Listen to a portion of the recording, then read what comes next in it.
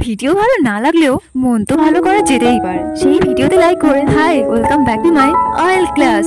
তো আগের দিন আমরা ছেড়ে গিয়েছিলাম রবি ঠাকুরকে ঠিক এই জায়গাতে, কিন্তু তারপর কি হয়েছিল চলো দেখে আসি। ডিলিশিয়াস দেখতে কালার গুলো পরপর সাজালাম প্লেটে। আজ তাহলে আইব্রো দিয়েই শুরু। Oh wow, sun is kissing my painting. এই মনে আছে নিশ্চয়ই আগের ক্লাসে ঝমঝমিয়ে ঝড় বৃষ্টির সে কি তাণ্ডব। আর সেই এক সপ্তাহ পর আজকের এই ক্লাসেই পরন্ত বিকেলে সূর্যিমামা ঝলমল করছে। আরে আমাদের জীবনটাও তো ঠিক এই ওয়েদারের মতোই অদ্ভুত, তাই না? এই সবকিছু ঠিক, আবার যেন কিছুই ঠিক। It's truly unpredictable and also very beautiful.